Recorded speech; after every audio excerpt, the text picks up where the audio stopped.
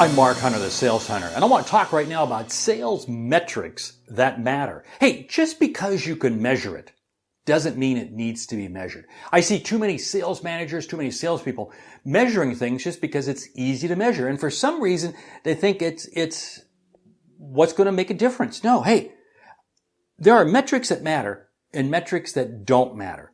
I'm going to walk you through 10 metrics that I want you to take a look at, and I want you to examine it. Are we looking at this? Number one, number of conversations with prospects or customers. So that's pretty simple. That's pretty basic. Now, this excludes customer service type calls. Okay, so these are true sales calls. How many conversations each day are your salespeople having, or you having, with prospects or customers?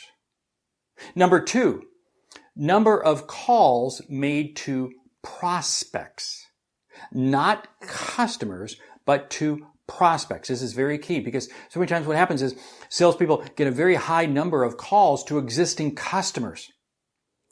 But no, we got to look at prospecting. How many calls are being made to prospects? Now, we can go ahead and include a voicemail or a message left with a gatekeeper. That's okay. That's okay in this metric. But what we're measuring is, hey, are we making an effort to reach prospects? Number three, number of prospecting emails. Now, you notice I break this out separately. Number of prospecting emails, because I want to see a relationship between the number of prospecting emails and the number of calls.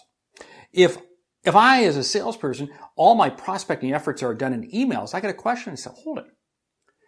I want to have, and again, it's not necessarily that it has to be a 50-50 balance. It's going to vary by industry, by type of what you sell, et cetera, et cetera. But I want to see a correlation between number of emails and the number of calls made. Number four, number of conversations it takes to close a sale once a lead is qualified. Okay, let's break this down. You've qualified the lead. Okay, the lead measures your qualifications in terms of this as being a viable opportunity.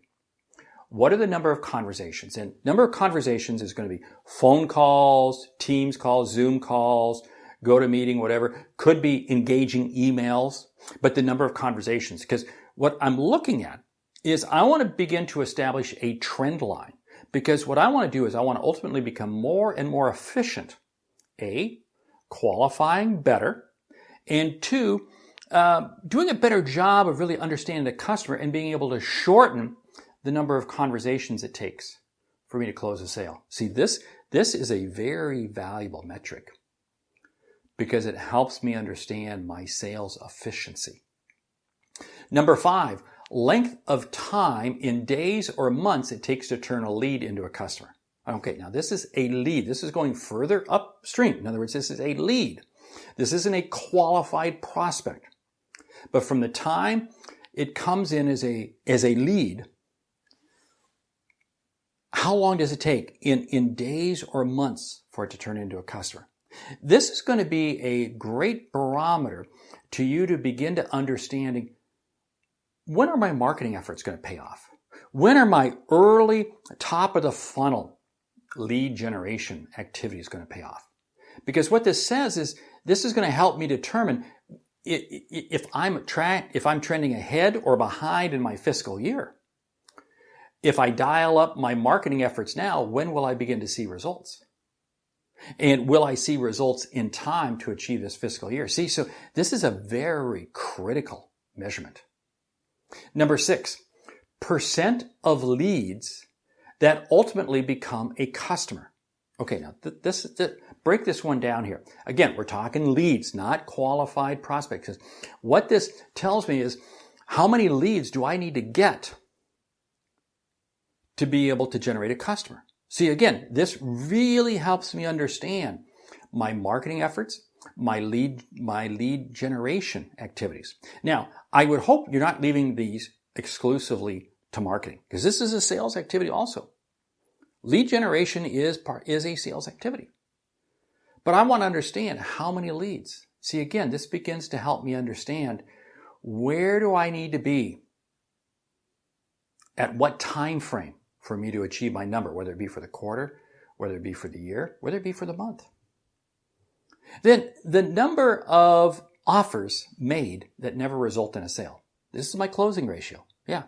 Number of offers made that never result in a sale. And is this trend line going down? Is it increasing? If my trend line is going down, in other words, I was closing 60% of the customers I present an offer to close, in a sale, and now it's down to 40%. What's that tell me? That tells me something's wrong in my sales process, or I may be qualifying customers improperly. If it's increasing, it says, I'm doing a better job. If I'm increasing too much, too high, maybe I need to change the offer, the pricing in the offer, whatever it might be. Number 8, percent of leads that fail to ever engage. In other words, you've got a lead, you generated a lead, you haven't qualified them, but they fail to engage. And again, what this helps me understand is, what's the effectiveness of my lead generation process? You may have a lead generation process where you're doing webinars and you're collecting emails and then you say, okay, these are leads.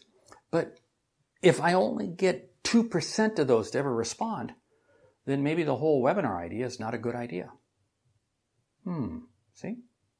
Number 9, percent of new customers who generate a second sale within 90 days of the first purchase. And I'm going to add in there a referral or something like that. Okay. In other words, what's the percent of new customers who generate a second sale within 90 days of the first purchase? This tells me, a little bit of my satisfaction scores. This tells me a little bit about, hey, how can I expect my business to build? If I get a very high percentage of my customers come back and buy more from me within the first month or two after they bought from me initially, this says that I can put more money, more effort, more time into developing new customers.